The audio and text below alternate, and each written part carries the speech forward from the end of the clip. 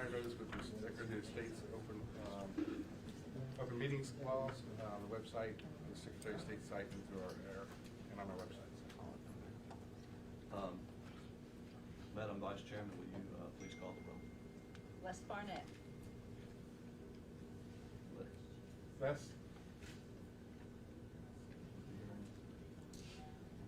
You're on mute, Les.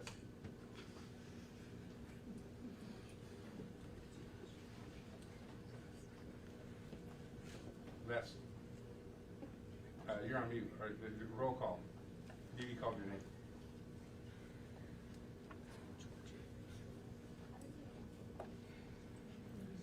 Les, can you hear us? Here, you'll have to hit up at the top of your thing, unmute your microphone. He's here.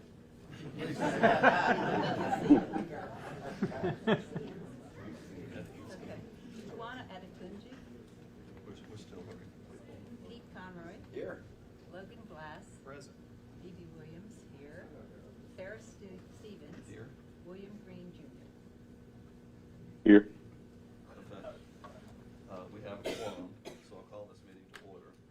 The first order of business is to welcome Logan Glass to the Alabama Educational Television.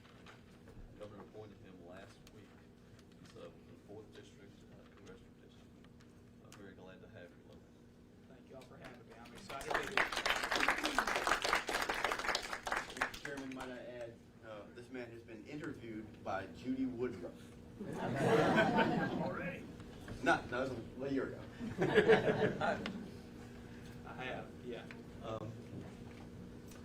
Last meeting, we discussed our money problems, and we have approximately $2.8 million less from the federal government.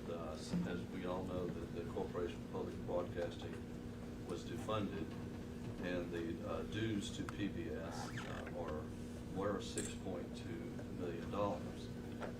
And so we and other stations have this problem, and so PBS reduced their dues slightly from $2.6 million to $2.1 million. So we had to let go 11 employees. Some have been here a long time, and so the discussion on the table is for the last meeting is that we raised various scenarios. We asked our executive director to give us information about those scenarios. And so, we talked last week, everything was on the table. We have to talk that way. And so one solution, I'm going to call a solution, one option was to not pay the subscription dues and otherwise wean ourselves away from PBS.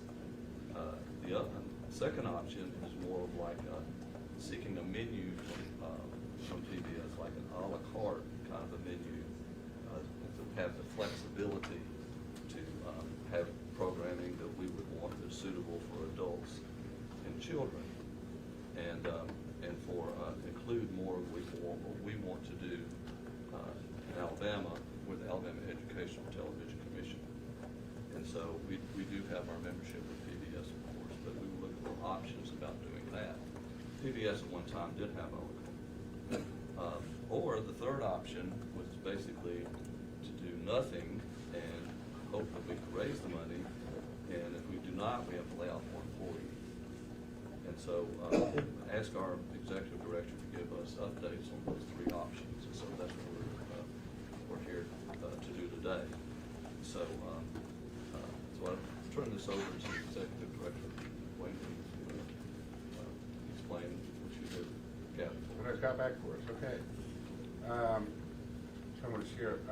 Everybody should be able to see. You follow along on the screens. Les and William, if you guys have a question as I'm going on, if you would just kind of holler, because I can't see you on this screen. I have to look at the other screen. So, well, first I want to welcome Commissioner Glass as well. I do want to say, I think it was really awesome that the governor's office got somebody so young. He's 24 years old, probably the youngest board member of any PBS or public broadcasting station in the United States. And when I came here 2.5 years ago and the board brought me on, one of the things I talked about was changing Alabama Public Television to meet the needs of the future, which is multi-platform, digital first.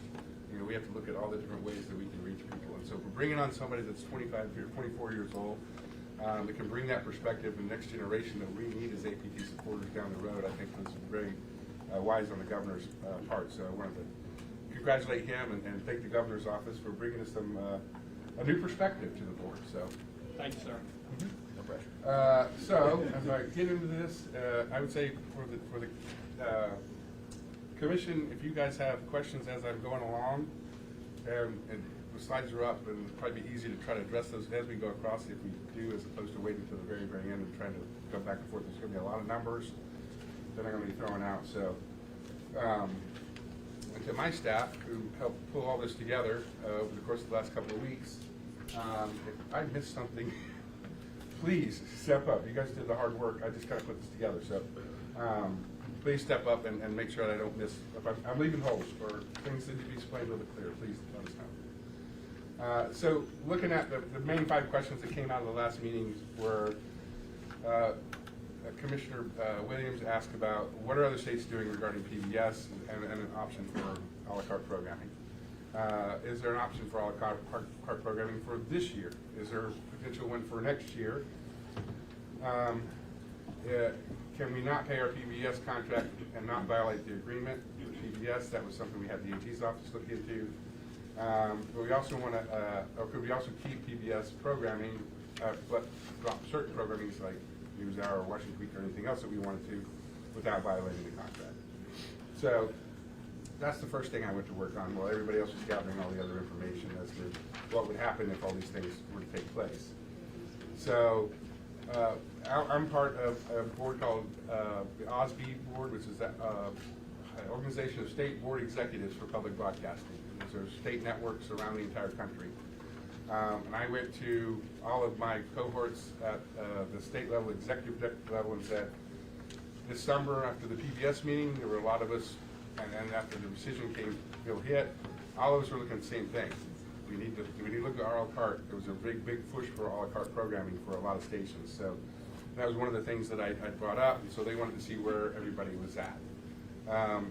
Since that big push this summer, the PBS has really come out and really explained why that's not a really good option. Programming would decline, the amount of new programming would decline, and it's tough to be able to program if you don't know how many stations are actually going to be purchasing it. So PBS was they're very headstrong, and they're saying we're going to stay with the way we have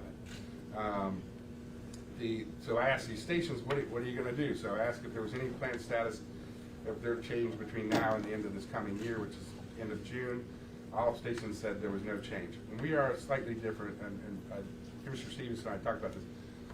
We funded our year's CPP funds went for the current year that we were paying PBS. Most other stations would bank that for a year and then use it the following year. So not everybody was in the same situation budget-wise as we were.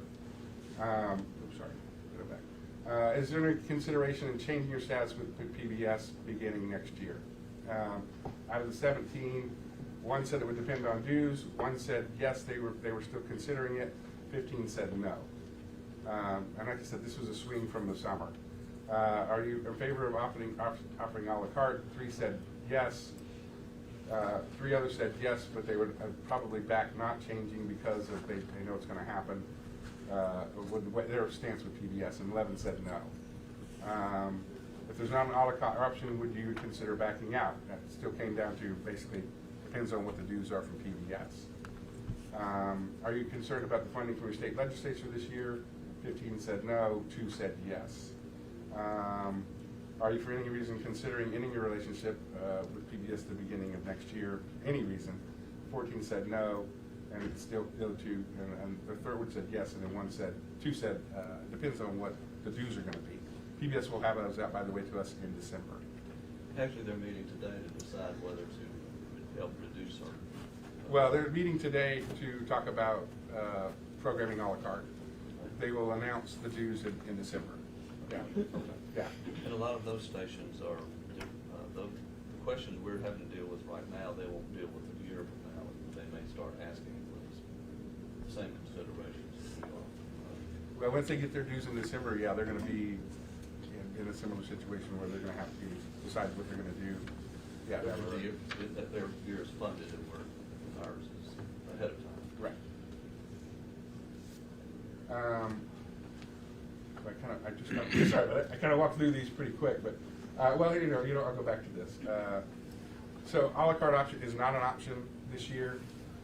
For next year, PBS is holding a meeting today with general managers to address that topic and really kind of cover why they can't do à la carte. The dues due calculation will come out, will be available in December. But everything that I've heard from our PBS rep is there is no plan to change and make an à la carte option. As far as the PBS contract, we got a ruling back from the Attorney General's, their statement was they didn't see any way we could get out of our PBS contract, which goes through the end of June, without 180 days notice. So that, depending on when we gave that 100-day notice, it basically locks us in right now through April, May of next year. We also have a DHR contract, which was with the Department of Labor. It says DHR, through September 30th. There's a typo there, I missed that. Through September 30th next year, we use all the content that we use. There's 62 modules that we use for training pre-K, and that all has PBS programming, characters, basically their information that we use to train these trainers. So it would mean we would have to come up, this is the only program, this is the only thing we have approved right now from the state. So for us to replace, we would have to replace all of that simultaneously running with what we've got right now to be able to then turn around and have something new to keep the training, because it's ongoing online training and in-person training. The next question, could we keep PBS but drop programming like NewsHour and Washington? And this is an option. I've talked to PBS. It would not result in any change in our dues. We would just not air the programming, and we would be taking out of the common carriage for those. PBS has recently announced that they're going to end NewsHour weekend. So when that goes off, that is not us, that is PBS. They're going to be taking that off in January, and they're going to create 2 new shows to replace the weekend NewsHour. And that just goes to, I think part of that goes to show what PBS is going through the same internal structure of changing funding and stuff right now too. And so they're looking at how they can function and do things to be able to pay for programming. So now I'll kind of get into the what ifs and what mores and stuff of what this means. So just to look at everything that PBS provides to us right now. And so PBS is it's a strange beast. I came for 33 years in commercial broadcast. Everything's for profit. You know how that works. When I came over here, it's a totally different animal. It's a public, private, and government. Everybody's contributing all for the common good to make everything. And there's over 260 television stations in the United States that are part of PBS. And there's stations that could not operate if it was not for PBS, because they couldn't afford programming to put on. They couldn't afford to do any of these things. So it is truly a partnership between private and public. That's why when you guys see we do the fund drives, it's so important we say we need your support. Because a lot of these small communities in Alaska and Texas and New Mexico wouldn't be able to support themselves without what PBS is giving them for what they pay for their license. It's all based on population and how many people actually watch, so, and how many people give. But these are all the services. So PBS Learning Media, which is what we use for DHR contract, that's covered by PBS. That would go away. Our website, while we own the website domain and we own a base of it, all the stuff that feeds live streams, the media library, the cloud storage, streaming cost of on-demand video, Grace Note, which puts out all of our the listings that you see out into the system, all of those are done through PBS and through our partnerships. And we get all of those services they're included into our fees of what we pay PBS. Everything that we do localized, so our tablet, our mobile, our smart stick, Fire, Roku, all that stuff is all run through PBS as well. So all those apps, we take PBS's content, we localize it to Alabama so that when you're in our zip, in the state, it comes out of Alabama Public Television. That's all run by PBS. Passport. Passport is all run by PBS, everything that's there, but it allows us to monetize that content for donations. So everybody that's a sustaining member pays at least $5 a month, is a sustaining member. All that money comes to us. It doesn't go to PBS. It comes to APT. APT YouTube channel, we're part of a multi-network channel affiliation, so it puts all the PBS stations within the entire country into one YouTube channel, which allows us to have our contract integrated with every station around the country so people can come in and watch. And we monetize that. We're actually making money off of YouTube paying us now for putting our content out there. And that's something we're really focusing on driving home. And I know, Heather, you want to? Do you want a correction? Yeah, correction. So everyone maintains their own YouTube channel, but the multi-channel network affiliation tells the YouTube algorithm that this is a trusted PBS source, and so the system as a whole can benefit from being recognized together. So that even if you're a small station with very good followers, you benefit from the PBS. Yeah, and we would lose that. So it is our channel. So when you hear all these stories about people making millions of dollars, influencers making millions of dollars off of YouTube and stuff like that, that's what we're trying to get. We're trying to have our content out there that enough people watch it that you do, so if you're worth having, we want to pay you for this. So having that interconnection of people that might be in Wisconsin watching something and then seeing something that they think maybe the algorithm thinks they might be interested in Alabama, putting it in front of them is what we get out of that. The music licensing fees, and this was something I'll tell the board, there was a change in the bottom line number because we originally, we were waiting for an estimate to come back from these guys. We estimated $300,000 at the end of last week because I said we have to have a number to put in here. We got the number back today. It's over $900,000 for our music licensing. And I'll go into that a little bit further, but that's covered by PBS with our dues. Programming and social media post, and then our educational post, PBS puts out, they have a team that puts out for all the different programs that are going to come out, for Masterpiece or whatever it is. All of our stuff comes in pre-prepared. All we have to do is localize it and get it out into our social media streams. So if we lost all that, that means we basically have to hire somebody to come in and create all that for us to re-put that back out. Based on whatever we would do locally.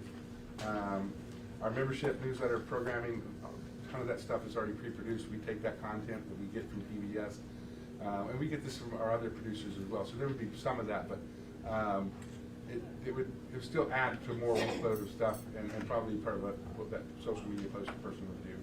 Our main channel programming, so we have our main channel, we have the PBS Kids, we have PBS main channel, PBS Kids, Prime, and Ken's specials like Ken Burns. Hopefully you guys are watching American Revolutionary. I have not got to watch it yet. But those are on our main channel. And then our sub-channels, we have 3 other sub-channels that people watch. We don't have ratings on those, but we know people watch because when something goes on, we don't run the right thing or something goes off, we know they call. But PBS Kids, which is 24/7 kids programming, Create, and World are all covered by our dues with PBS. We don't have to pay them for that. It's covered within our dues. And then one of the last things, and this is, so I'm going to get kind of technical here, so I'm trying to keep this as simple as possible, but because of our contract with PBS, for a long time, APT was not carried on Hulu or YouTube TV that have live channels. I think we discovered that the first year you guys did high school football because people complained because we couldn't watch it on YouTube TV. Part of that is because every station has to negotiate a deal with them. So the big commercial like Sinclair and Nexstar and Gray and those guys, they have a whole bunch of markets. They go negotiate a whole deal with YouTube and Hulu to get their stations off carried. And they usually they pay for that. Well, we're free, but it's a lot of work for YouTube to have to do that, and it's really, there's no commercial value. I mean, there's no financial incentive for them to do that. We don't give them any sort of advertising on there, which is how they do a lot of the stuff that they do, is they barter that program. So there's no financial incentive for them to take the trouble to go out and program every single station in the entire country.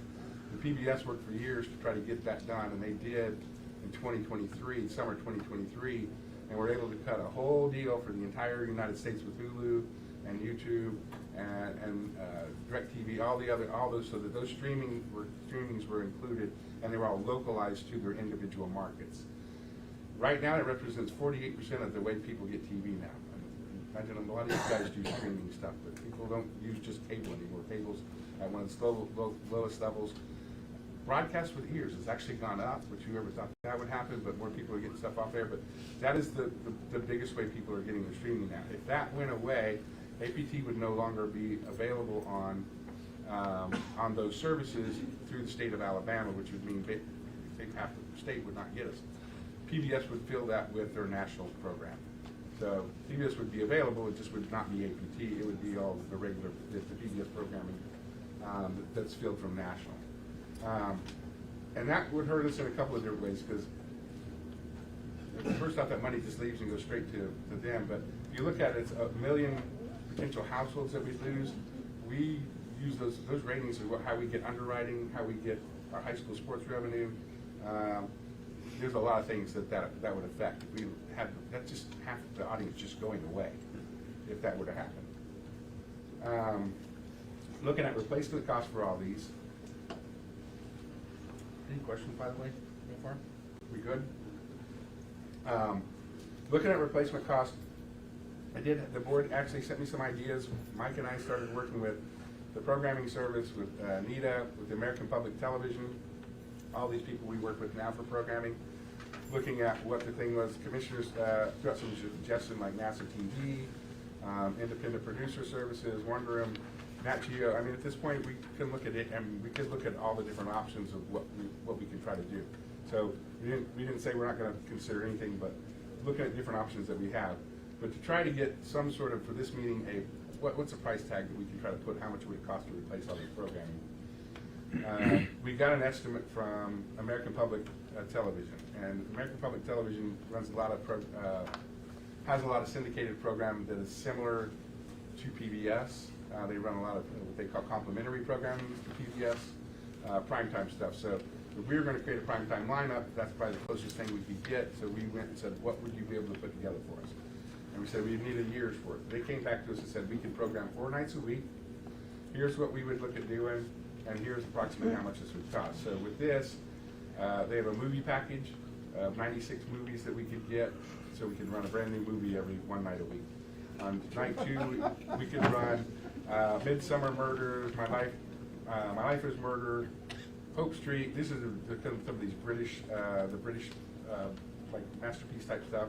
A lot of these are old, were masterpiece, our old masterpiece stuff, Keeping Faith.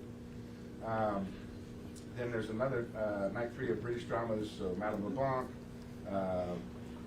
Turning Washington Spies, Chelsea Detective. Those would be another year's worth of stuff we could do. And then a night 4 would be documentaries, whether it's biography, celebrity travel, world history, science. So it'd be a variety of different stuff that we could program and have fresh content for an entire. So that would be 4 nights a year, and the price tag on that was $375,000. So that's 3 hours a night out of 24. That's 3 hours a day out of 24 hours. We have to run 24 hours. We don't have to. We can turn off overnight, but most people expect us to run 24 hours. We already run the tower, so we take this firm quote. And what I did was kind of work with Mike, and we just kind of said, right now, if you just take the prime part of it, and we said, how much is that an hour? If we take that and break it down, the years for the programming for it, it's about $860 an hour for prime programming. And so if we said, well, we've already talked about a way we could fill some of this, and something that the legislature is excited about is, we said, well, we could expand our sports coverage. We're already doing football and basketball. What if we added cheer? What if we added volleyball? What if we had soccer, or we added softball and baseball, and carried those high school championships? So there's ways we could do programming that supports our schools, and be able to add some of those programs on is another option, and at least it's local, right? So looking at that, that would be an additional $400,000. If we said we could program on our own through NITA and some other things that we have memberships to be able to get programming, that would be another 3 hours a day. So we kind of got to where, well, we had to pay 10 hours a day for programming from somewhere else from a resource.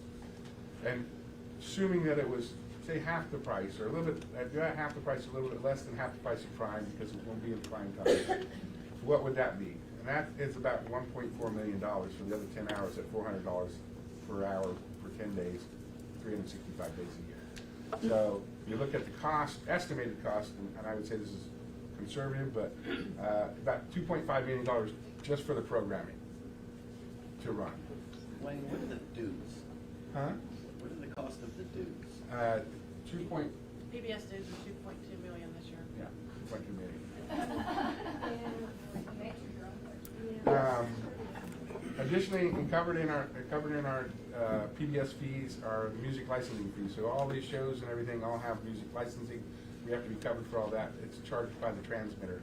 So that's we were figuring $30,000 per transmitter when we calculated it on Friday. We got the cost back from ASCAP, BMI, CSAC, and it's $97,312 per year per transmitter. Or FCC. Per FCC license, which we will have in December. We'll put up the tower in Winfield will go live, and we'll have 10 transmitters, or 10 licenses. So you take that, that's $973,000 just in music licensing fees. And the reason, and that seems super high, but it's because at that point, we're going to them as Alabama Public Television. We're one network. PBS negotiates on the rights. Well, it's actually PBS and NPR, because it was done through CPB. The contract that they have currently running, which goes for a couple more years, was negotiated by CPB, and it's for every public radio station and every public television station in the entire country. So you're talking thousands and thousands of stations that they're negotiating rights for with them at the same time. And so that's why they're able to negotiate the rates that they're able to do. If every station, and this is was one of the big things that everybody was panicking about, was, well, if we ought to pay our licensing fees, that's almost crippling in itself. I know this is kind of hard to see, but it's coming up. Digital changes just in the cost of changing some of the stuff for our digital. So I broke this out for our website. There's 1, 2, 3, 4, 5, 6 between live streams, video on demand, schedule, our PD portal, the new website that we'd have to build out or rebuild out, and our PBS branding, basically taking everything off of everything that we have out there, because we would have to literally pull the PBS at everything that we have. Our APT app, the learning media, to replace that, music licensing, which I just kind of covered. The digital staff, we figure we're going to need 3 more people into the digital department to rebuild everything back out. And then there'd be staffing of at least probably 2 or 3 people in education to try to rebuild everything for the learning media side of it, for a DHR contract. Looking at the digital, just to change the digital stuff, a one-time cost up front, which would be now till whenever we ended and we're able to do it, of about $587,000, and then that was one-time cost. Then ongoing cost after that for renewals, annuals, cloud storage, all that sort of stuff that are going to keep going on and on and on. It'd be about $452,000 a year. So to some degree, that would be funding. The half of that we would need before we ended our relationship with PBS. Our member services contract, that's the people that we use to help do our membership. So the newsletters that you get, the emails that you get, the reminders that you get that all of our members get, telling about everything that APT is doing, and talking about we need your donations. We're having a pledge drive, all that sort of stuff. All the ancillary, the products that we do during pledge that people give, all that is managed by. We just switched to this company this last year, and they've been doing a phenomenal job.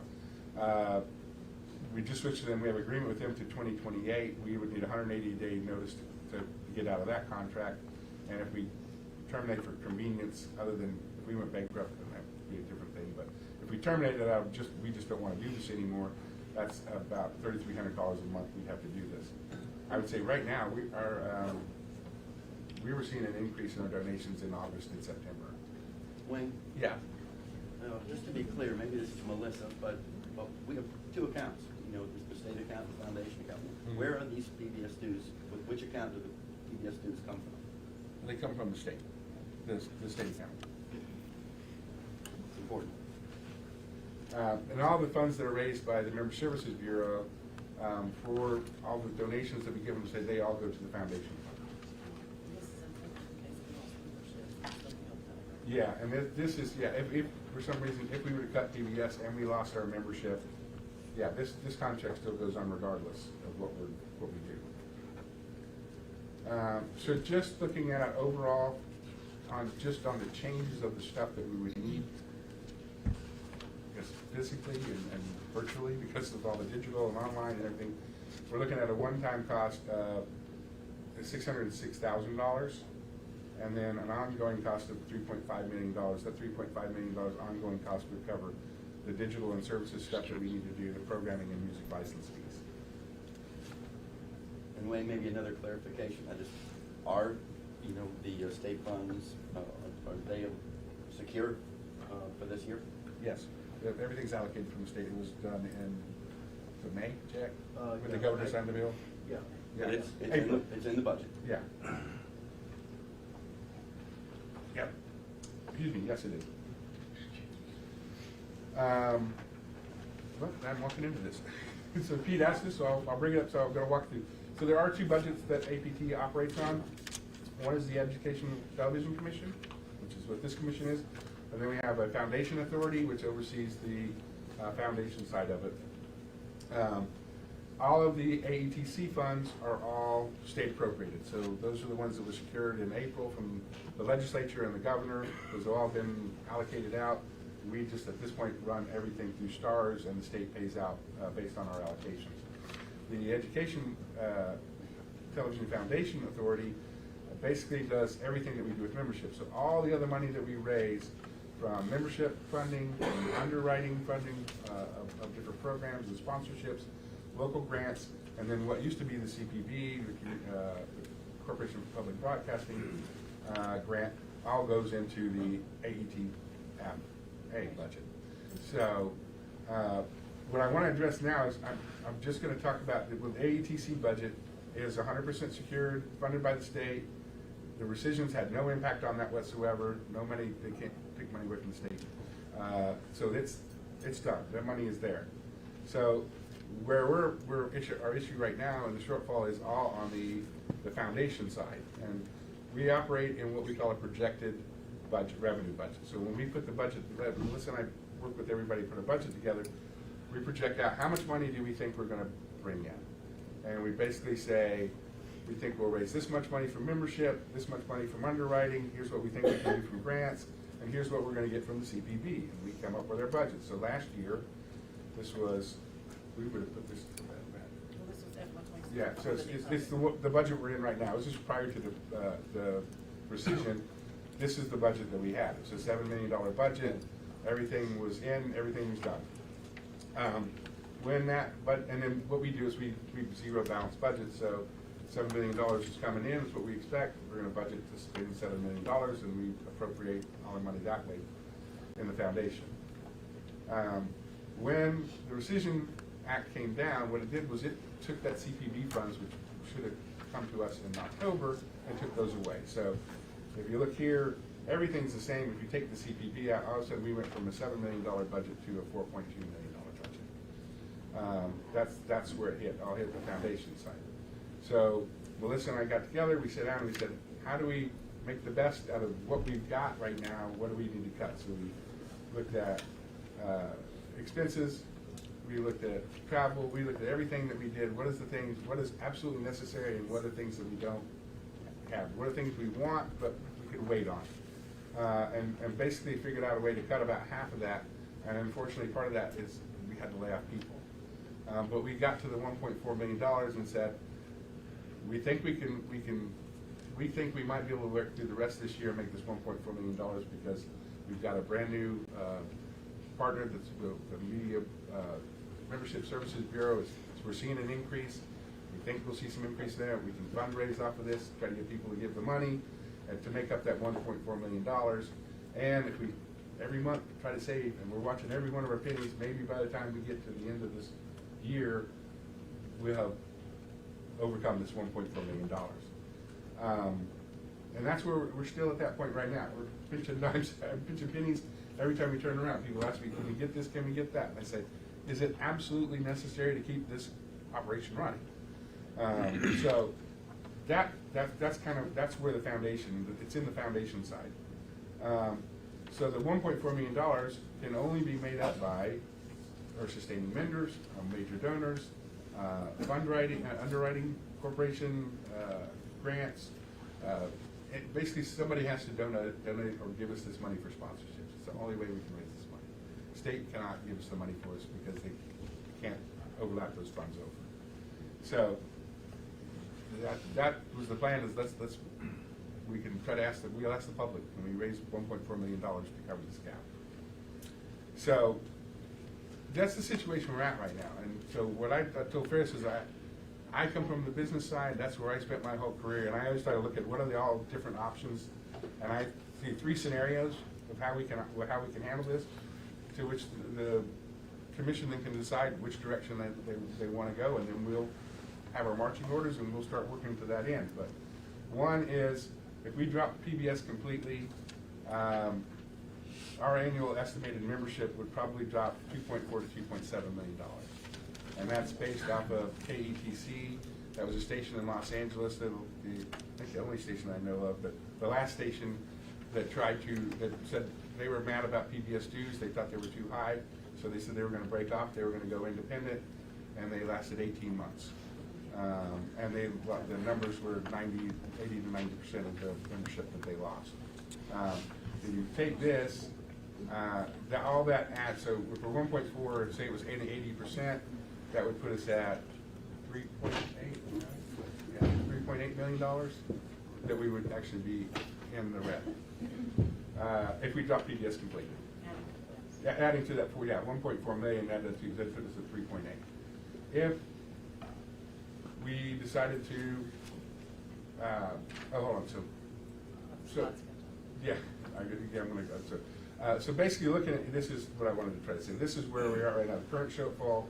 If you look at the digital cost, the one-time cost, the ongoing cost that would be from basically once we started that, the programming cost for July through September that we basically already used, that we're going to probably have to figure out something for. Membership cost, membership loss at 80%. We're talking about $6 million. And if you take that and you take the ongoing costs, we're about $3.2 million looking at deficit going into 27. The other option that was brought up was, could we just drop NewsHour and Washington Week or any other programs that we decided we didn't want to carry it in PBS? And the PBS would allow us to do that, but as I said, nobody's done that before. I mean, we don't know what effect that would have on our membership base. No data up there supporting anything to say we would lose this or that or whatever. Wayne, excuse me, so how would we go about getting a number in terms of how that would impact membership? I mean, any number we come out, it's going to be. It's a guess. Yeah, yeah. I mean, we have, and you just pull a number out of your head. I don't know. Honestly, we don't know how much it could be. It could be 5%. It could be 50%. I don't know how to manage a guess of that.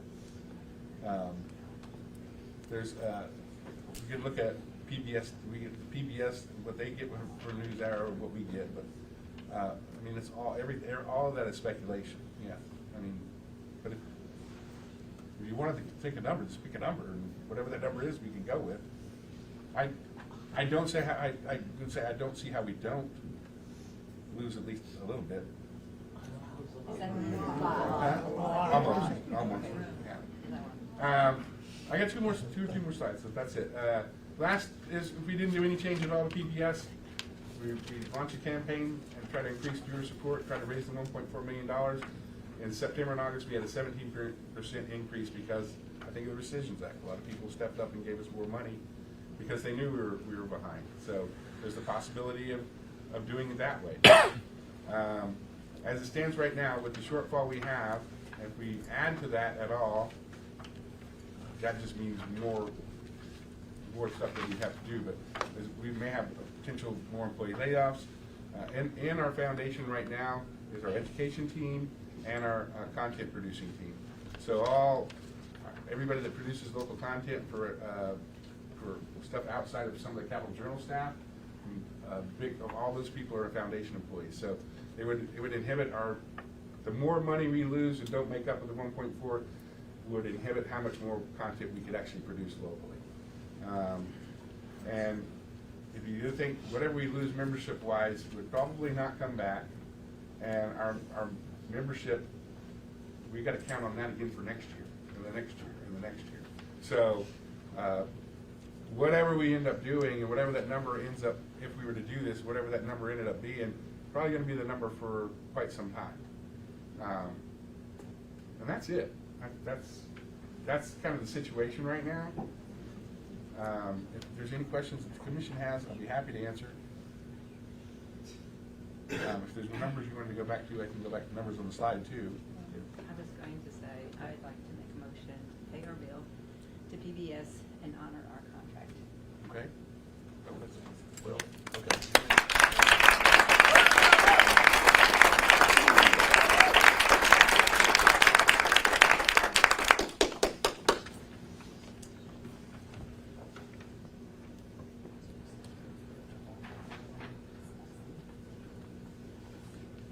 How much is that? 1.4.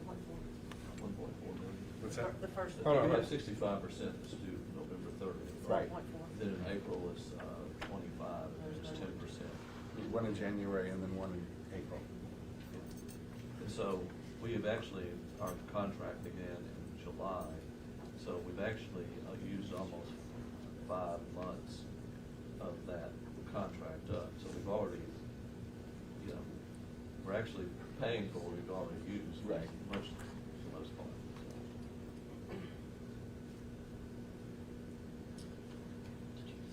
And by the way, I think I'm right on this as far as the state's obligation. Just FYI, this is not, but I don't think the state can be sued because it's obligated. Just FYI.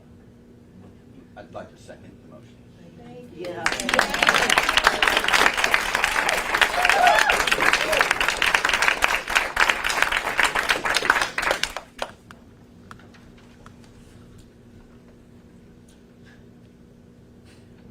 I'm done. Okay. It's all you. Motion, okay, any other discussion? We have to do this by roll call if there's no other discussion because we're on Zoom and that's required by statute. Okay, there being no further discussion, please. Les Barnett, Les? Can you repeat the question, please? I heard a lot going on, but I'm not sure exactly what the motion is. It's to pay the current bill up to now, on November 30th. Is it to now, or are you saying put in the whole bill? I just said pay the bill till the 30th at that point. The 30th of November or the 30th of January? Of I June? mean, like, whatever we have to pay on the 30th, we pay, and then I guess after that, we see how the money comes in. Okay. Change their tuition, their fees this December, so we may not have as much, I hope. Those fees won't start until October of next year. Those won't start until July of next year. The fees for this year are $2.2 million. Yeah, they're not going to change at all. Yeah. The ones that I was talking about, they're looking at for will be from July to June of next year. Yeah. So you said there's another, I thought we didn't pay quarterly, I thought it was biannual. So the next one would be. We pay 65% on November 30th. In April, we pay 25%, and then the final one is 10%. Like, yeah, 15% or something, 15%, something like that. January 9%. Yeah. So I I guess the think your motion motion is to pay our current bill. Our current bill, and our audience, I think, I have confidence that money will come in to pay the remainder following. Well, the state, the money's there, the state funded. Yeah. We don't have a problem paying the bill. For the whole. For the whole amount, no, yeah, till June, it's all funded by the state. I Okay. Can you repeat your motion? Motion to pay the bill to PBS through June to honor.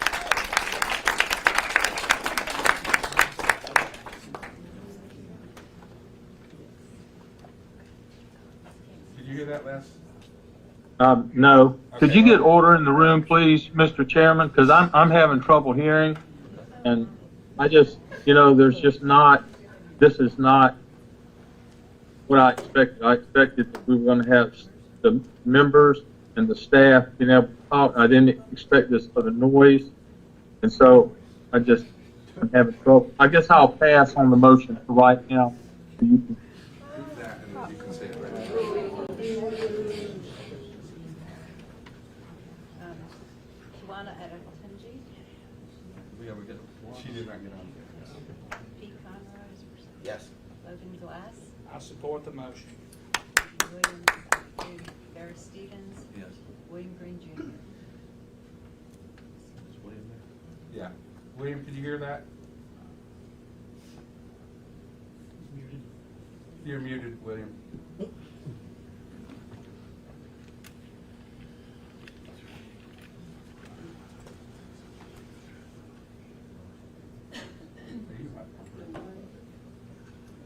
William, can you hear us?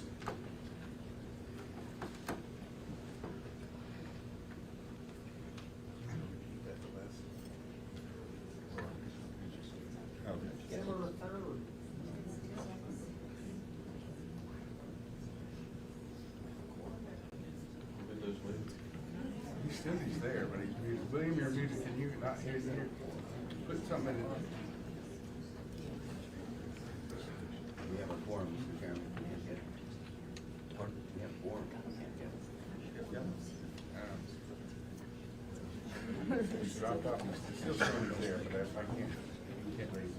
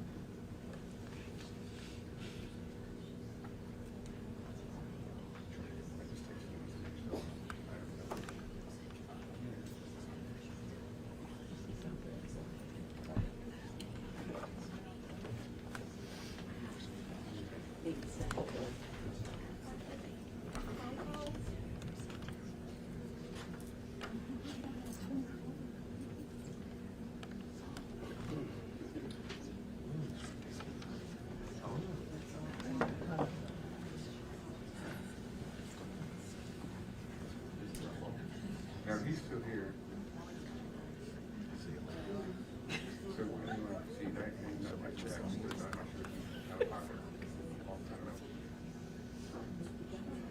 He has never been on camera, so. Yeah.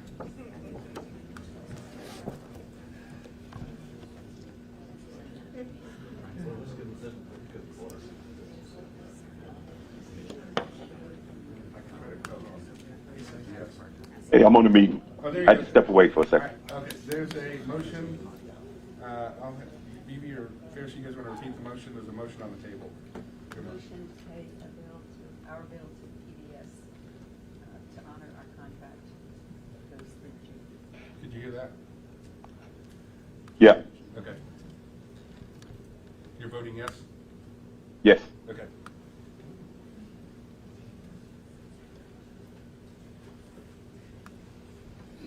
Okay, motion carries.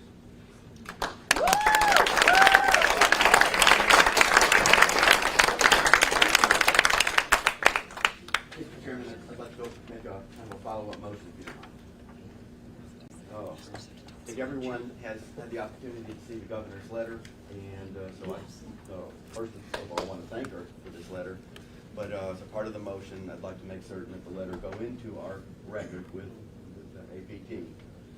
But beyond that, I'd like to request that Wayne establish a committee that would have broadcasters, legislative input, public input, to really fulfill this detailed, plan that she has for us here.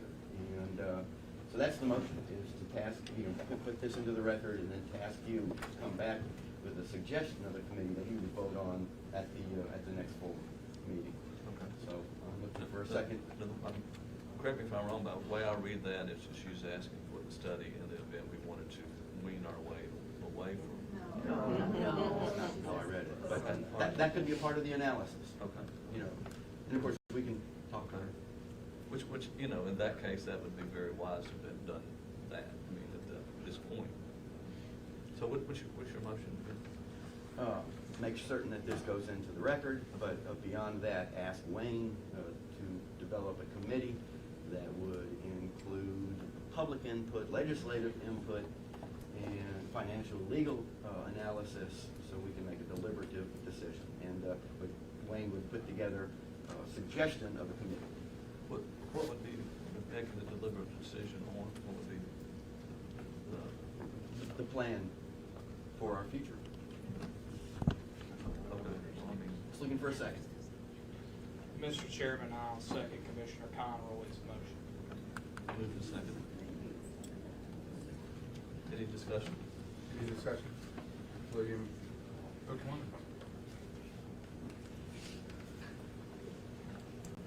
Mr. Chairman, Yes. is there a, I heard a little bit. Oh, Les, make sure you're talking directly towards the screen because it's cutting out when you lean to the side. okay, There you go. That's perfect. There, right like that. okay. So there was some discussion on the motion, and I'm not exactly sure what the final motion is. Does it include looking into all these options? Well, first of all, is this document was someone's name mentioned when they were talking about this document? Which document? Has there been that's what I'm trying to understand. Is there The governor's letter. was it The governor's that's letter. it? Okay, gotcha. So we're not talking about anyone's proposal or anything that anyone worked up already in the past. No, he was referring to the governor's letter. Great. Okay, thank you for that clarification. So the second question is, the motion as it reads, would the secretary or the recording secretary please read back the motion that's on the floor and has been seconded? D. Conroy made a motion that the letter from the governor be put into our record of this meeting, and that Wayne Reed establish a committee to fulfill the detailed plan from the governor to include the public, legislators, financial and legal analysis, and that he should submit a suggestion of this committee at our next meeting to plan for the future. A plan for, is there a goal? I mean, I've been on some public boards, but mainly business, and whenever, we spend money on research, we're trying to find out an answer to a question, or we're trying to see if there's this option available or something along those lines, and find some kind of a financial analysis of it, a marketing study or something like that. I'm trying to understand the mission of this motion. What is the mission of the motion? Is it just to do the polling, which was what was mentioned as our obligation in the governor's opinion under the law, or is it more than that to come to some other objective? We just try to meet the objectives of fulfilling her view of what our legal responsibilities are. That's fine if that's what it is. Else, is there an objective other than that involved in this motion? You want to know if there's an objective. In other words, what's the committee's gonna decide what, and I guess, is How it? can we best fulfill the wishes? I think, of the Les governor? is, I think, Les, what you're trying to say is you don't wanna spend money if we don't have an ultimate goal. I think Pete's saying, let's get this committee together to figure out if we Yeah. did some studies, what those studies would be, to make sure that they're relevant for any money that we would end up spending on them. So I Right. don't think they would be doing anything until the board said, yes, okay, we can move forward. I guess maybe we revise I think that. it's less. Pam? Yes. I think it's got to do with, kind of like when you came to the board and you said, we need more STEM education. And now we're up to 50%, it's because of you, bringing that up. So when he says this, it's that PBS is going, there are good programs out there. And the more that we can put in there, the better our APT will be. Now, we have a good base. And I said this earlier, you don't throw the baby out with the bathwater. At the same time, if there's something out there, which I happened to come across a program that I loved, it was out of the Woodson Center by Bob Woodson. And he is teaching character. And he worked with kids that were juvenile delinquents. They were youthful offenders and had a tremendous impact on them. And that kind of program is out there. Finding it, making sure some of it's free. You can bring that in and we can add it. So I'm saying we got something to go with in the meantime. And I was, and so was Mr. Green, very interested in honoring our contract, because that's David pay bills. And so we want to maintain a good name. But I think that that would be included in that, where we could be looking, always keep our eyes open. And, you know, it may be something that goes nationwide. If PBS sees it, we can at least use stuff, and developing our own stuff as well. But some of the stuff that's come out of this place is great. So is that part of the motion? So that's what Do you're you asking. want to add something to the motion as to what they're trying to do, or? You wanna have I think that- I think he's just, I think Les is just looking at a little bit of clarity of what direction they're supposed to be going. That board, our committee. Is that part of the motion? Maybe it's not. I'm just looking for clarification. Yeah, I Is the understand. intention of the motion come up with some action that we can take or consider taking, or is this motion simply to fulfill the requirements that the governor specified in the letter, which is fine if that's what it is. I'm just asking that question. Yeah, both. He said a little bit of both. Okay, so we vote for this, then Wayne, I'm asking you this because you're the implementer, right? Right. So you're going to bring us some deliverables that give us different options. So we have 1, 2, 3, 4, 10, 12, whatever options that we can consider. Yeah. That's the way I Okay, would look at it. And those And would be, I'll also vote for the motion. yeah, that would be based on what, you know, what this committee comes back with these variety of people, going, here's the different things that we see that are options that we could look at, the board can consider. So, yeah, that I would And say you're yes. charged with that, Yeah. is my point. Yeah. But if they're charged with that, I'm good. That's good. That's a yes. All right, so you're a yes, okay. Tawana is not. Yeah, Tawana's on? Oh. Tawana? I think you have to unmute, but yeah. Yes. Good morning, everyone. I apologize for not being on earlier. I had so many technical difficulties. I would and get kicked out, but now I'm here. So, first of all, I want to thank everyone that's in attendance there today, caring so much about APT and our connection with PBS. I don't know if everyone has had an opportunity to say anything. If not, but I did want to just thank our those viewers, those that are in attendance, and we appreciate you all so much.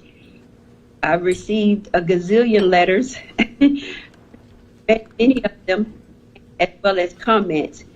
So, but if you would be so kind to just update me briefly. I don't want to take too much time before I know a vote is about to be done, but what particular thing are we discussing right now. So, yeah, Letter. I think we should Governor ask said- for this motion. yeah, but I think she wanted to know if she was here beforehand. Yeah. She wasn't Oh, on for that yes. vote, so. Yes, Juana, but we earlier voted to continue and pay the dues that were in the contract, Okay. with PBS.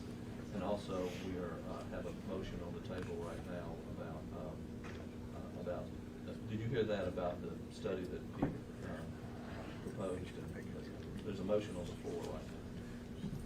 Yes. You- That's what I, Yeah, but we did. That's what we have, there was a motion that passed to pay PBS through this year's contract, through June of this year. Yes. So, do you want me to have Okay. Lorraine reread that motion to you? no, I understand. That's fine. Thank Okay. you. So your And- vote and if you- is- And if you want to, Juana, feel free to give me a call and I can update you on the previous vote if you would like. Oh, thank you so much. Sure. So your vote is, The motion on the floor is on Pete's motion. and, yeah, you're up. And so, we will, if you're ready to vote, or if you want to vote, the motion on the floor is Pete's motion. Yeah. Conduct a study that you probably heard that, right? That's about. Yes. Okay. So the roll call was called, and so would you be for, against, or abstain? Yes. Yes. Okay. I'm for. Thank you. Pete Conroy, Yes. Logan Glass, Yes. Phoebe Williams, yes, Bear Stevens. Yes. William Green Jr. Yes. You might be on mute still. All right, motion carries.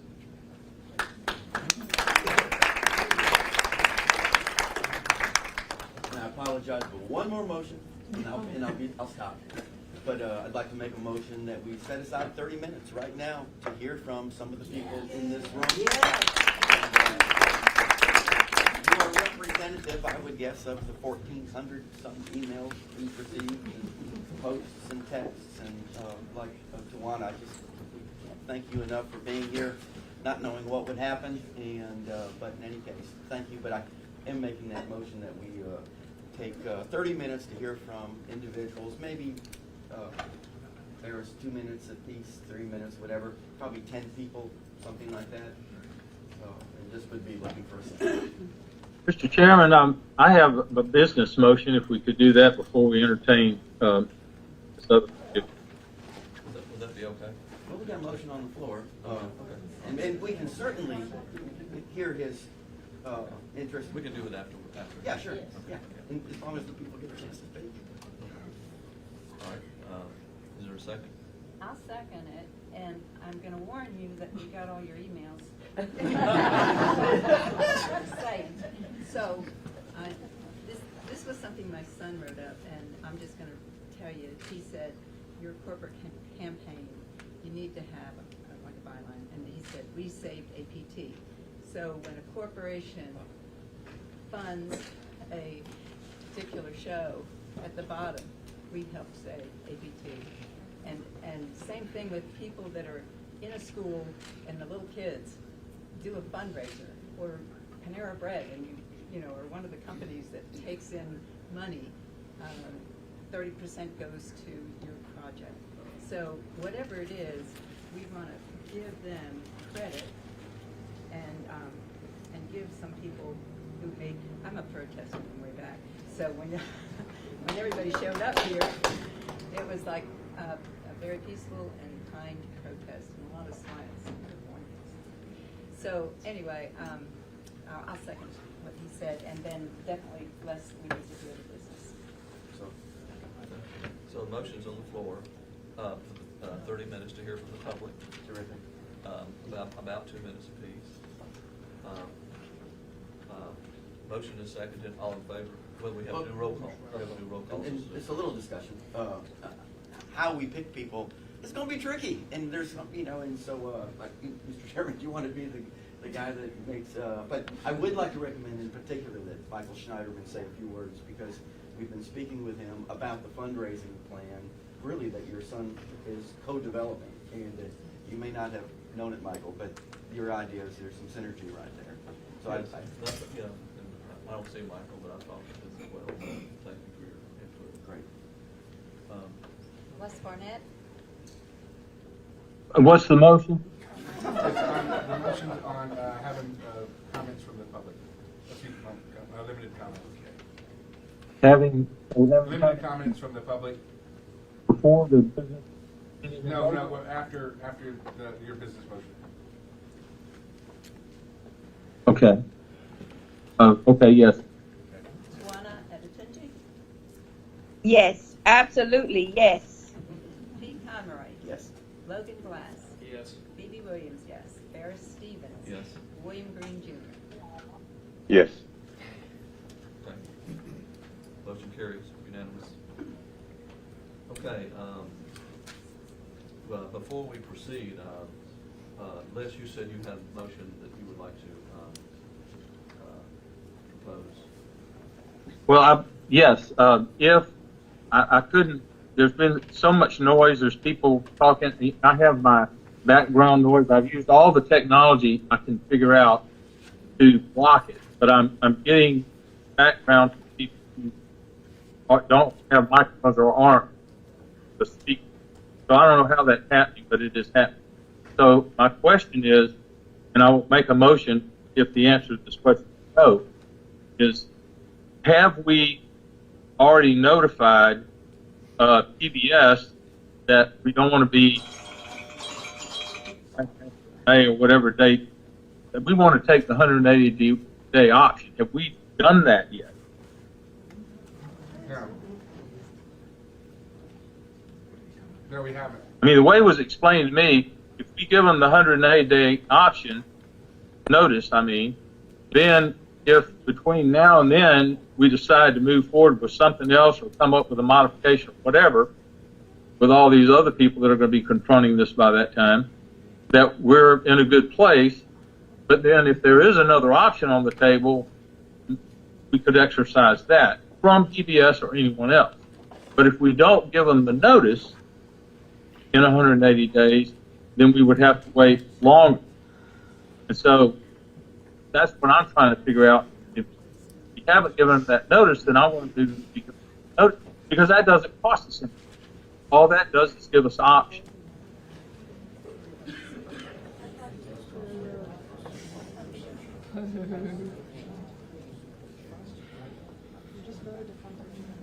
That's more than 180 days. What is the 180 days? Can somebody They have to explain? give 180 days to break from PBS. Les, you're muted. No, he's done. So basically, he wants to know, did you guys hear? He wants to know, do we want to exercise the 180 days before 180 days to give us the option? Is that your motion? Is that a If motion? we haven't already done it, then yes, my motion is to do what the Attorney General said was our only choice, that letter we got from them, and then the clock's running for us to make other options before renewal comes. But if we don't, for the 180 days run out. But if we don't give them the notice, then every day that goes by, we still have to give them that notice until we finally take October, September. So the motion is to give them notice if we have to give them notice. The 180 days. In the letter. I think From- it's, Les, I think it's Thank you. 180 days from whenever we give them the notice. Right. It is. And so, but anyway, that's what, So my motion is we should go ahead and give them the notice because that doesn't cost us anything. And it gives us options. You just voted to fund through June. No. all right. So, if you have a motion, would you please state the motion? Would you Me? please sta- Yes. Yeah, my motion is to give the 180-day notice to PBS as required by our contract for the Attorney General.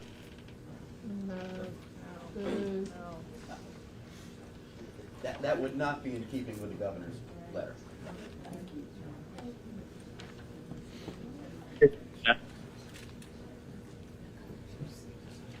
your beat. William, can you hear? William, Yes. can you hear the motion? Yes. Okay. Tawana, can you hear? Yes. Yes, I heard, and I heard he said that would not be keeping, it would not be aligned with the governor's letter. True. That's how. We have a, okay, is that, if you have a motion, we need a second for the motion. All right, there's no second, that's the end of that. Okay, anyway, so. So the motion is on the record. Is there a second to the motion at this time? Okay. Anyway, there's not a second, I don't think. Okay. Thank you, Les. Is there anything, the meeting is still active. Is there any other motions that any of the commissioners like to vote? Oh, yeah. We just want to thank Senator Roger Smitherman and Senator Linda Coleman from. Linda Coleman, Madam President. Make sure we recognize you guys. At the proper time, Mr. President, I request you. You got it, since you got funded. I've dealt with Senator Smith. Okay, there being no further business, I'll entertain a motion to adjourn. No, we're good. Oh, okay, I thought it was after the meeting. Okay, during the meeting. Yeah. Okay, all right, that's fine. Okay. Can we start with Mike? Commissioners, my name is Michael Schneiderman. I'm a resident of Birmingham. My wife Elaine Wood and I are longtime APT members. Speak up a little. Sure. My name is Michael Schneiderman. I'm a resident of Birmingham. My wife Elaine Witt and I are longtime APT members. First of all, I want to thank the governor, as Commissioner Conroy did for her letter. Thank you to the commission for opening up and giving the public the ability to make a few comments. I'm only going to speak for 15 seconds. I think it's clear from the very strong presentation by the executive director that not continuing with PBS would essentially be the death spiral of APT as we know it. It simply would not be possible to maintain the quality programming wherever you go. Not to say that there are not other programming options that can be added, but clearly the trust that would be lost by not continuing with PBS, and this is also addressed to Commissioner Barnett. He said wouldn't be any cost for giving that 180-day notice. The cost would be the loss of public trust for people to continue to fund APT going forward. So thank you for continuing the contract. I think everyone here would support an ongoing relationship with PBS, but we will see how the committee comes back with that. And again, thank you for opening this meeting for public comment. And I think you should be prepared for these meetings to have a much larger public attendance in the future, and that there should be a public comment period for this meeting at every meeting, as there are for most public committees. And now I defer to Senator Smith.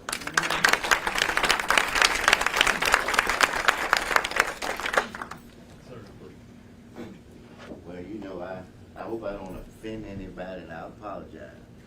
But, you know, in a situation like this, I have to say, praise the Lord, saints. Praise the Lord. I have to say it because it's without him, of course, we wouldn't be here.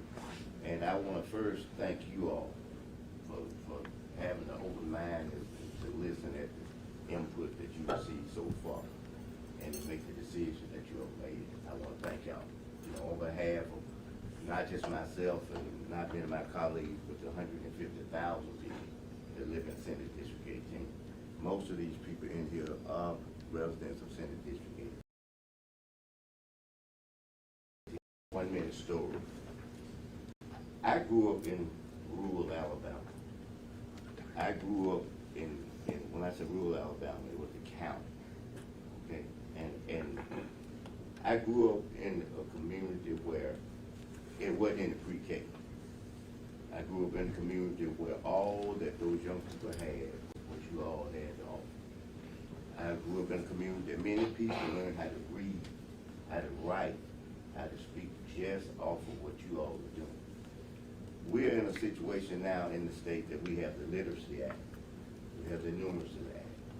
You all are a big part of why, when they gave the report cards the other day in these systems, that everybody's up, coming off of failure. Kids are reading. I think it's something like 80-some% of these young people are proficient at doing that because of you all in part. And to take that tool away would set our young people back in this state. You all feel a big void and gap. And it's our job as the legislature to fill that financial gap on the side where we can fill it.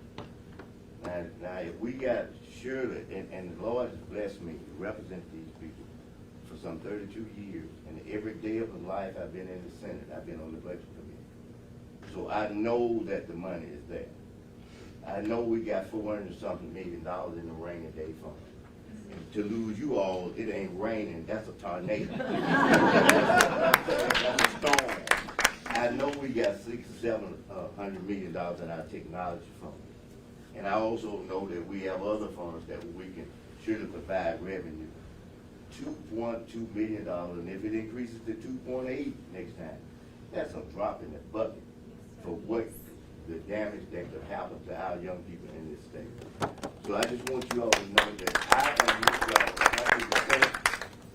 100%, and I say it like this. They can put a chain and hook a train. That's the only way they're going to pull me from standing up there for what you all do for our young people in this state.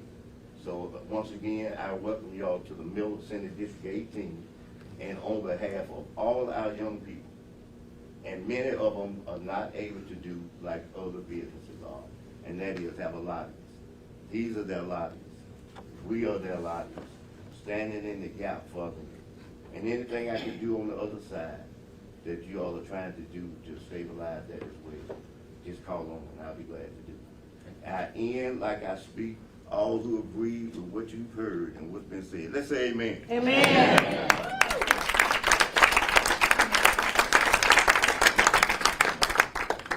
Hi, I'm Linda Barron. This is my favorite piece of mail that I get every month. It's a guide to all the wonderful PBS shows on APT. Most of the TV I watch is public TV. Look at the headline. You can't see it. But space, about a space station. How cool is that? Salutes. It was a wonderful Veterans Day celebration. It reminded me, so proud of my dad who landed on Omaha Beach, and I had the privilege of burying him at Arlington. Nature and Shakespeare. What's not to like? Right below it, Ken Burns' The American Revolution. Antiques Roadshow, Finding Your Roots, Nature. Some of my friends like Lawrence Welk, not really me.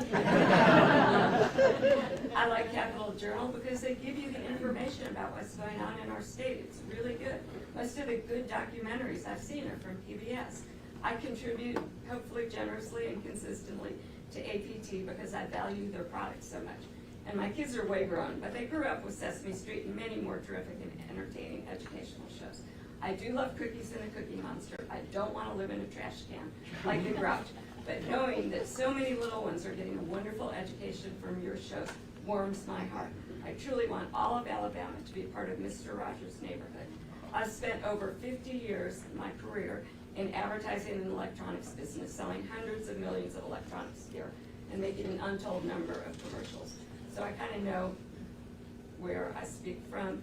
The rough numbers, APT pays PBS a little over $2 million a year for what would cost them, I think, between $220 and $240 million to reproduce themselves. That's how much it would be. In other words, you're getting at least $100 of value for every dollar spent on PBS Access, probably well more than that. And truthfully, how could you produce all those incredible shows? I know you're all very talented, but we have to be realistic. And I appreciate everybody, the board and APT I appreciate your time and your service. Thank you.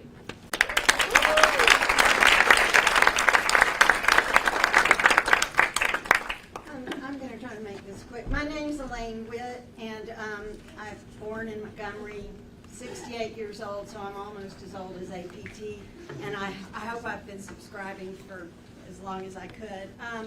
First, I want to say, I agree with Ms. Williams. You can raise as much money as you need to from we subscribers. Nobody has come to us and said, we're in a crisis, we're going to lose PBS. If you put that on 15 seconds before every program that you run, you can raise what you need to raise. But you have to rebuild trust with your viewers. And right now, and with your members and with your contributors. And right now, you are in a crisis of trust because you have threatened to kill PBS. So you need to not only pay the bill, you need to commit to try to save PBS. Because if we think that you're trying to kill it, that you're kicking the can down the road so you can kill it in 180 days, I'm not going to send you another $1,000. I also want to say something about the NewsHour, because I've heard a lot about the NewsHour, and I know everybody doesn't like it, but I would like you to watch it. If you're hearing bad things about the NewsHour, please watch it, because we've all seen Fox and we've all seen MSNBC. It's partisan. It's commentary. There's no reporters on the ground. You turn on the NewsHour, you get an hour of news. And you might not like the way they present the news, but they're bringing in experts, they're in the field. We're considering intervening in a civil war in Sudan. Who has reporters on the ground in Sudan reporting to us from there? Not MSNBC, not Fox News. They're just a bunch of commentators.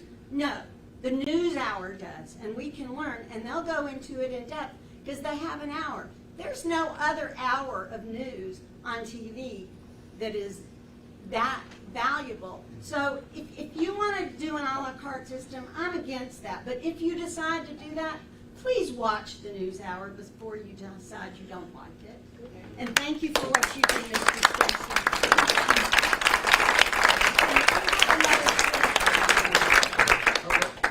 I'm sorry, say that again? We do have another state senator in the room. Oh, we do?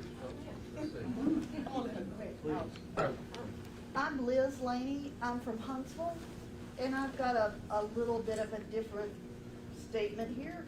I've seen what y'all did to our public radio station up there, WLRH, who suddenly got disconnected from NPR.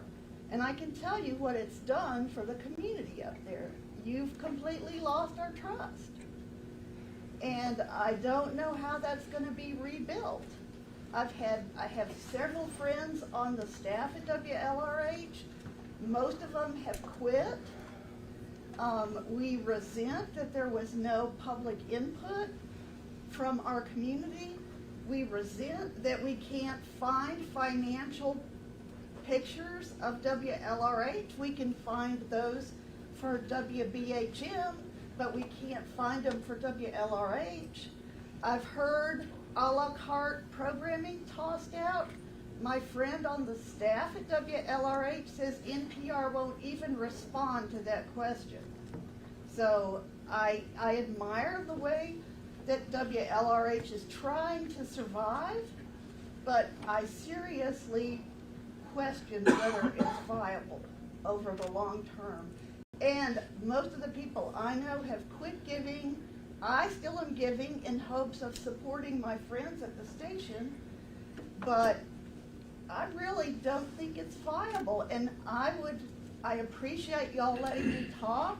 I appreciate the governor's letter, and I would encourage you to do what she says. Reach out for public input. You guys have been in a bubble some of y'all have been on this committee for 30 years. Reach out and see what public TV watchers want. And I'd be happy to help for free. Thank you. I'm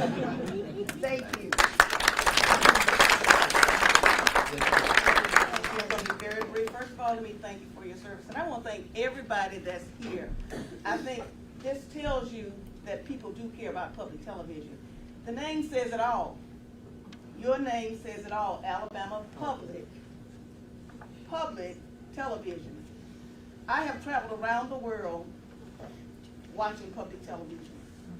If I didn't have to have regular cable, I wouldn't have it, but the only reason I have it is because I'm fearing that I may lose public television. That is my go-to station. And all the stress that we go through, I turn on public television, PBS, that's it. And people say, you're not a kid. I said, but you learn so much. I don't want future generations. I'm a former teacher, special ed. We talked about kids have grown up learning. Parents, when they bring their children home, it's, I won't say a babysitter, but kids are learning. I have an autistic grandbaby, and he learns by public television. To take that away from future generations, all the things that, again, you may not be able to travel around the world. I have the opportunity now, but I've already been there with public television. And the good thing about it, when I do go, I know whether they're telling me the truth or they're giving me a snow job. It is trust. We trust public television because we know that the information we get, in particular on PBS, is going to be true, is going to be factual. I'm hoping that it will be around for 100 years. It's kind of like Wall Street as far as I'm concerned. And what we don't want to do is, the kids have this phrase, we don't want to dumb down the next generation. Because of you, they are who they are. They are going there, imagining places that they've never been before, and outer space and every place else. So let's keep PBS. Thank you for your service.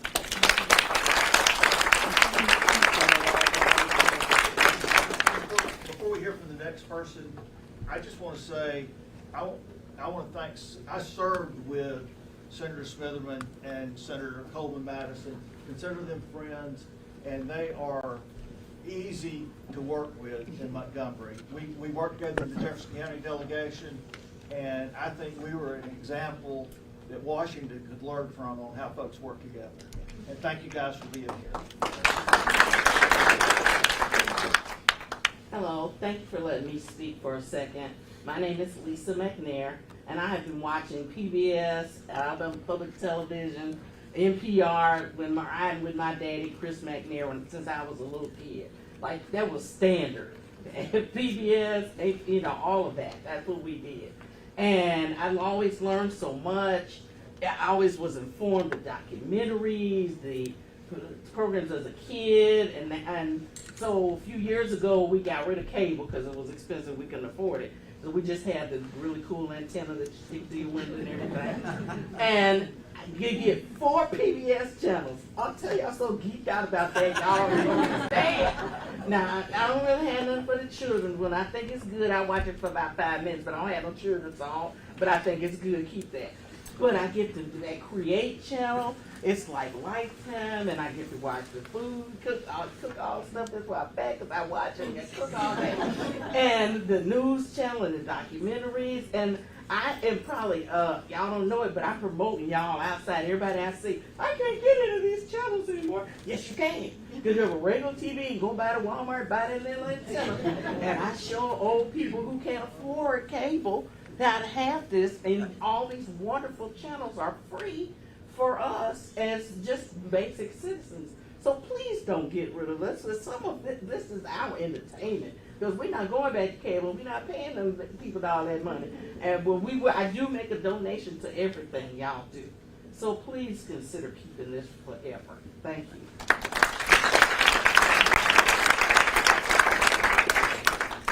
Thank you for allowing us to speak. My name is Ann Turner Henson. I'm a pediatric neuroscientist and did some work with the K-4 program.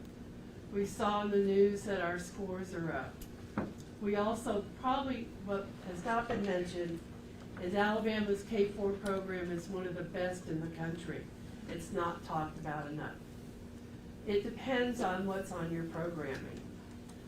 My last name is Henson. I'm not related to Jim Henson. I never was. My children grew up with Sesame Street. I have a granddaughter who every day when I pick her up from school, we turn on PBS Kids, because I know that the programs on your TV are developmentally sound, they're educationally sound, and for me as a scientist, I know that there is proof that they work. So we need to keep them, because if we're gonna have a sound generation of Alabama residents who can speak, who can communicate, who can write, and who can critically think, we can't do that without APT. Thank you.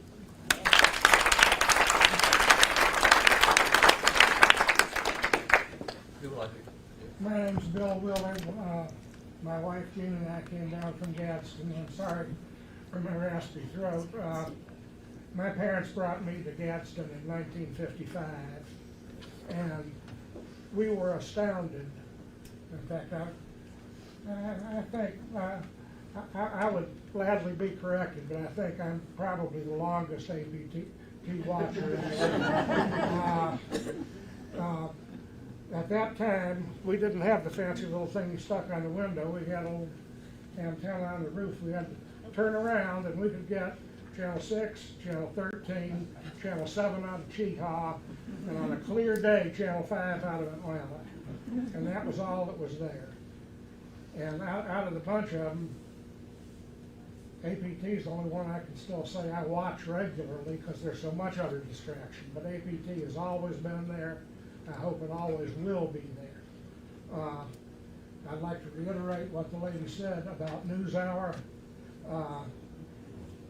If you look at any of the other news programming, it's all become entertainment, shock value, and partisan one way or the other.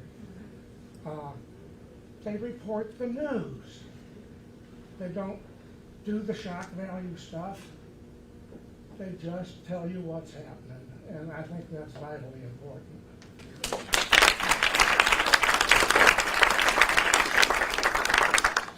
Good morning. Thank you for hearing us. My name is Jane Hines. I am here because American Association of University Women asked us to show up. Most, if not all, of our membership are teachers, as was I, as was Ann, and many of you, I'm sure. Please, keep us civilized. We've come so far. I moved here with my husband in 1969. I grew up when there wasn't a television. And we do make a difference. Public television makes a difference. And I'm sure that we will support it, even if you do not. Somehow or another, hopefully, we will get it, but not everybody will get it. Thank you.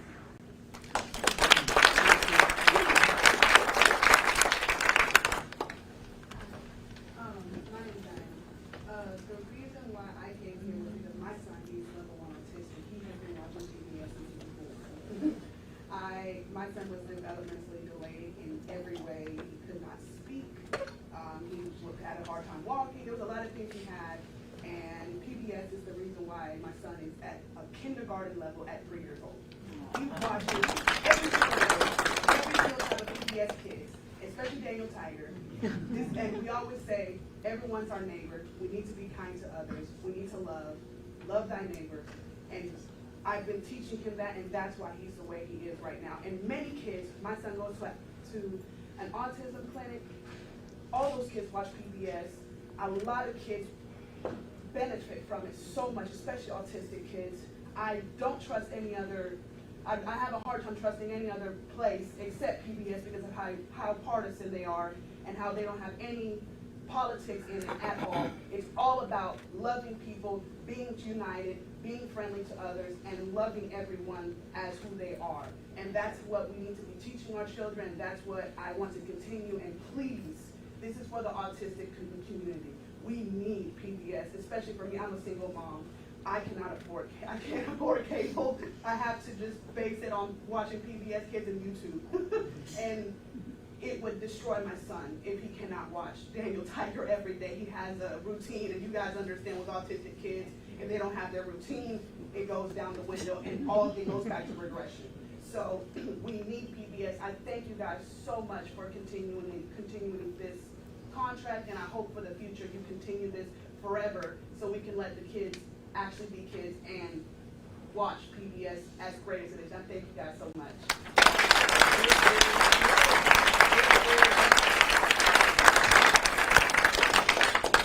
My name is David Chaplin, and I live in Homewood. You've all taken some heat because of the trust that was damaged by the rumors that were going around. But I want to salute you for creating this wonderful station that has had the trust for so many years. And I worked at UAB for a long time, and I recognize, so one of the things UAB does that's probably not well known, and I maybe shouldn't say this, they tell people like me, I was a department chairman, to stay out of fundraising because we could foul up their plan. And so I just encourage you, there are, by my guess, about 75 very committed and passionate people in this room. And I encourage you to direct to us how to help you the best way possible. We don't want to get in your way, but we want to help. And you have our emails, but if you have something you want to say right now about how we can help you the most effectively, please do so and use us so we can continue to have the program that we love.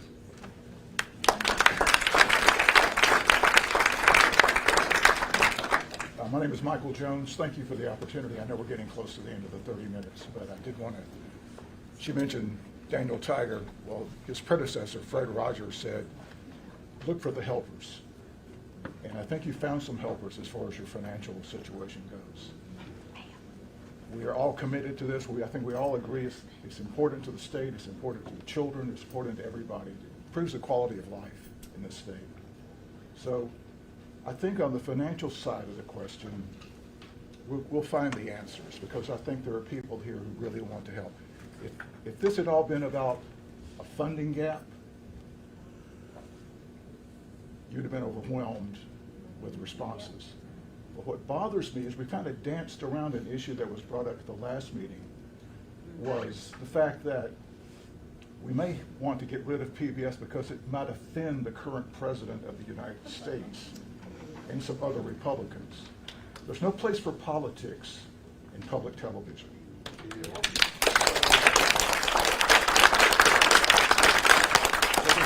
elephant in the room that we don't want to talk about today because of all the press you've gotten in the last week, I think we need to say that's not proper and it doesn't deserve a spot at the table here. So Alabama Public Television, listen to the Alabama public, and let's not worry about how it may affect the opinion of someone else who doesn't live here, probably couldn't find Birmingham on the map if they tried. So thank you for your time.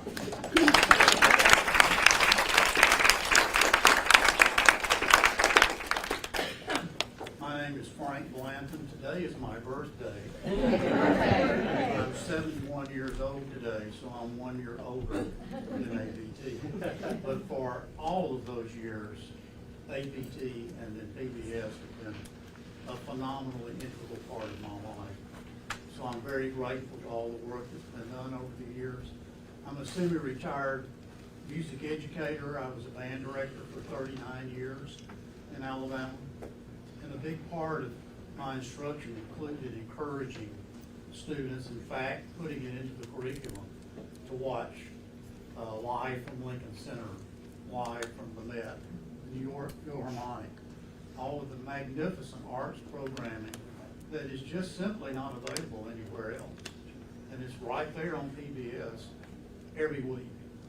That would be an enormous loss to our future generations if they were not able to also experience some of the great arts institutions that are presented through PBS. I also have an autistic grandson who loves Daniel Tiger. I've become a huge fan of Daniel Tiger and all of the other wonderful PBS Kids programming. So thank you for making this opportunity today for all of us. And let's continue onwards with this jewel that we have. And it's unfolding before us right now with the latest Ken Burns masterpiece that I watched the first segment of last night. You can't get that anywhere else. Thank you very much.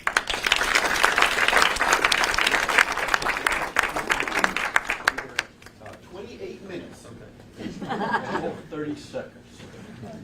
I'm Greg Flanders.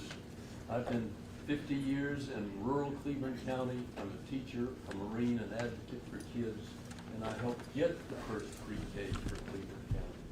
All I wanted to say was thank you for having the courage to look after Alabama people and kids. My name is Sheila Gilbert, and I'm from the rural, I can speak for the rural people here. Jacksonville, Alabama, into the Williams community. So the rural area appreciates PBS and APT. And I'm going to tell you just a little quick story. I have had 4 careers. The one I love the best is a teaching school. And it was my 10-year-old children. And so I'm going to call this little guy Shane, just for, I can't remember his name. But I used to do programs, and I'd say, you go home on the social studies program, watch this program and come back and we'll talk about it tomorrow. That was an assignment. And they knew they weren't supposed to come back and talk about it until that time. But this particular morning, I'll call him Shane, came back to my desk, and I was doing my lunch report and everything, and he said, Ms. Gilbert, I seen that program you told me to watch. And I said, I saw it. And he said, you did? How did you like it? So I think Shane is probably still watching PBS, ABT. We have to hope that it just continues on down it. So thank you again for what you've done. Mr. McKenzie, you always, I give you some money, so I'm glad to see a face with the name. Thank you very much. But thank you all for what you do. PBS, ABT is critical for the state of Alabama, and we didn't want to be the first ones to disassociate it with you.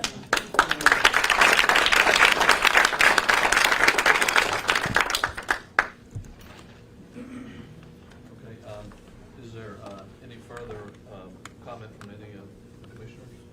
Again, just a big, big thank you, not just for those who are in the room, but those who are watching and those who have written. And we're talking about 67 counties weighing in on this decision. So thanks to all. I would like to somehow or another figure out a way to put all of those comments into a book. We could probably raise some money and sell it.